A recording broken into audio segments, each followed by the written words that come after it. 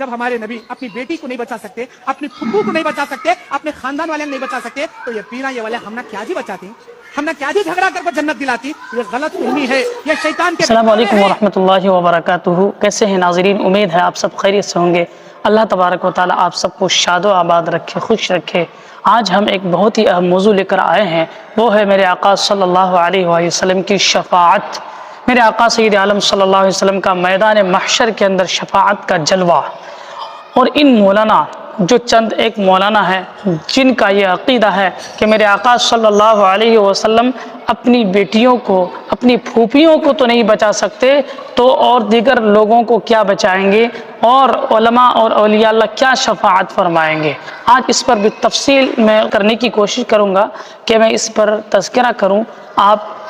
اسے بغور آخر تک ضرور سماعت فرمائیے، بہت ہی معلوماتی باتیں آپ کو حاصل ہوں گی۔ چنانچہ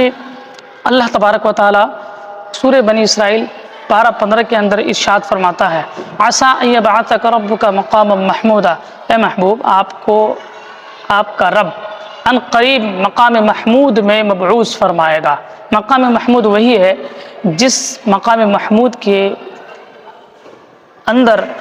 جس مقام محمود میں ہمارے آقا سید عالم صلی اللہ علیہ وسلم کو کھڑا کیا جائے گا۔ معاملہ کچھ یہ ہوگا،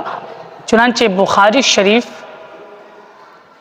صفحہ نمبر 271 کے اندر یہ روایت موجود ہے۔ اللہ کے پیارے نبی صلی اللہ علیہ وسلم نے خود ارشاد فرمایا، کل قیامت کے دن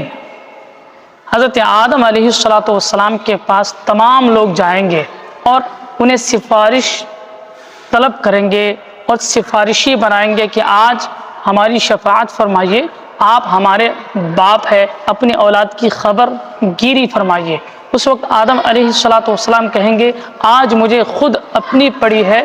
نفسی نفسی کہتے ہوئے وہ اپنا حال بیان کریں گے اور کہیں گے اذهبوا الی غیری، کسی اور کے پاس چلے جاؤ۔ وہ پھر حضرت سیدنا نوح علیہ السلام، اس کے بعد حضرت ابراہیم علیہ السلام اور دیگر تمام نبیوں کے پاس سے گزرتے ہوئے بالآخر ہمارے آقا صلی اللہ تعالیٰ علیہ وآلہ وسلم کی بارگاہ عالیہ میں تمام لوگ آئیں گے اور سارا حال عرض کریں گے، التجائے کریں گے۔ تو اس وقت ہمارے آقا سید عالم صلی اللہ تعالیٰ علیہ وآلہ وسلم رب کی بارگاہ میں سجدہ کریں گے اور فتح باب شفاعت فرمائیں گے، اور شفاعت میرے نبی کی قبول ہوگی۔ جیسی آقا سید عالم صلی اللہ علیہ وسلم سجدے میں سر رکھیں گے، اللہ کی بہت زیادہ حمد بیان فرمائیں گے۔ اللہ فرمائے گا، ارفع رأسک یا محمد، اپنا سر اٹھائیے اے محمد صلی اللہ علیہ وسلم، اشفع تشفع، یا فرمایا اشفع تشفع، شفاعت کیجئے، شفاعت قبول کی جائے گی۔ اور ایک حدیث پاک کے الفاظ ہے، قل تعطى، آپ کہیے آپ کی اطاعت کی جائے گی۔ پھر وہاں پر شفاعت کا سلسلہ شروع ہوگا اور تمام کے تمام انبیاء کرام علیہم السلام بھی اپنی اپنی امت کی شفاعت فرمائیں گے۔ حاجی جو ہوں گے وہ بھی شفاعت فرمائیں گے، جو شہداء ہوں گے وہ 70 لوگوں کی شفاعت فرمائیں گے، جو حفاظ ہوں گے وہ 10 لوگوں کی شفاعت فرمائیں گے۔ یہ دوسری روایتوں میں بھی یہ موجود ہے۔ اور اس کے بعد جو علماء ہوں گے وہ تو انلیمیٹڈ، جس کی لمٹ ہی نہیں ہے، بالکل انلیمیٹڈ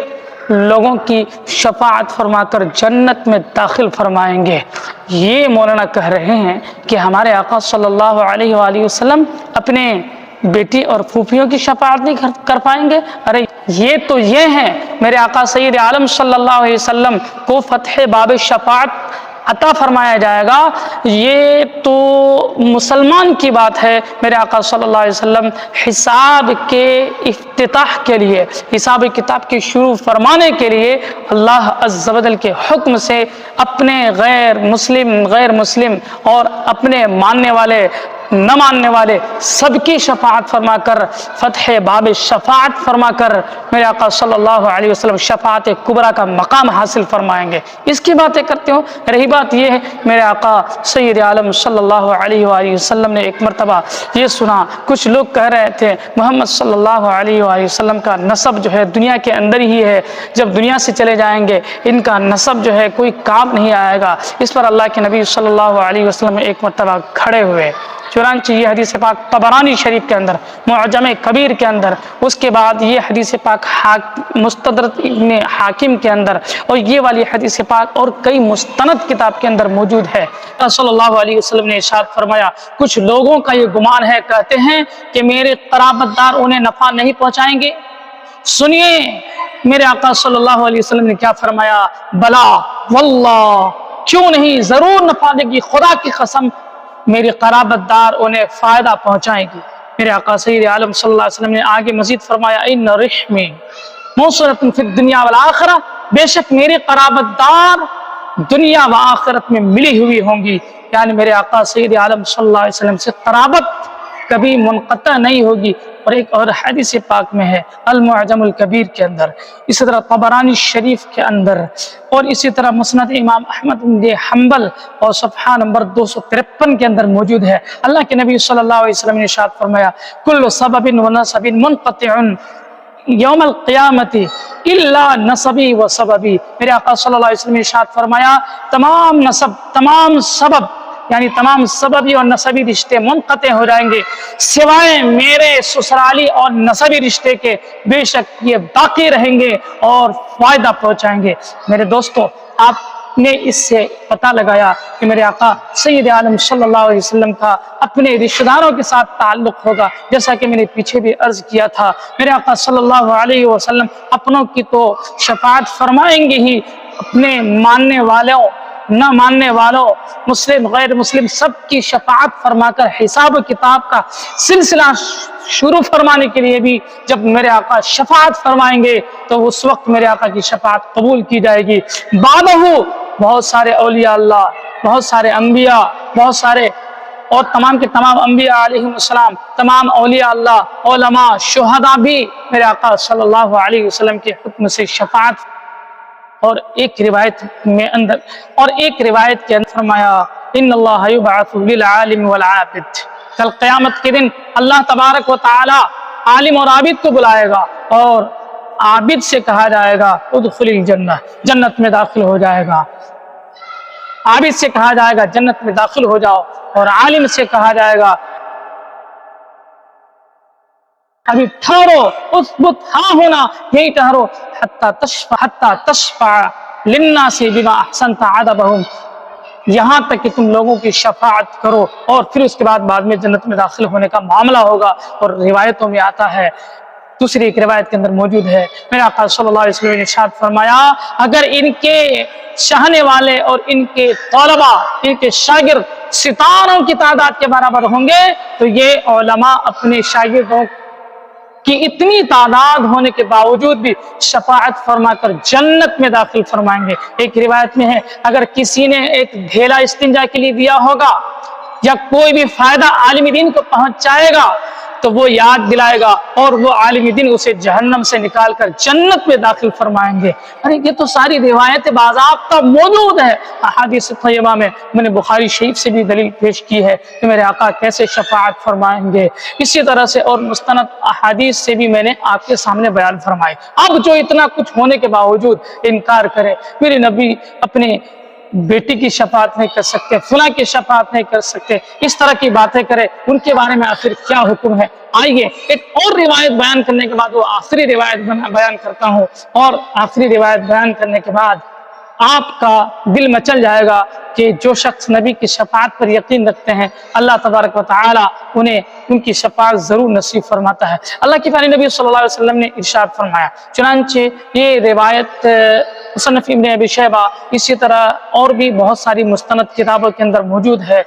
المعجم الکبیر صفحہ 301 کے اندر موجود ہے۔ میرے آقا سید عالم صلی اللہ علیہ وسلم نے ارشاد فرمایا انی لارجو ان اشفع یوم القیامت عدد ما فی الارض من شجرۃ وبردۃ۔ اللہ کے پیارے نبی صلی اللہ علیہ وسلم نے ارشاد فرمایا کل قیامت کے دن میں درختوں کے پتوں کی تعداد کے برابر، یا فرمایا درختوں اور پتھروں کی تعداد کے برابر لوگوں کی شفاعت کروں گا۔ اللہ کی سبحان اللہ، میرے آقا صلی اللہ علیہ وسلم اتنی تعداد میں شفاعت فرمائیں گے، اور یہ مولانا کہہ رہے ہیں کہ اپنی بیٹی کی شفاعت نہیں کر پائیں گے۔ ایک اور حدیث پاک میں سنیے اور ان مولانا کا حکم جانیے کہ اس ایسے مولانا کے ساتھ کل قیامت کے دن کیا ہونے۔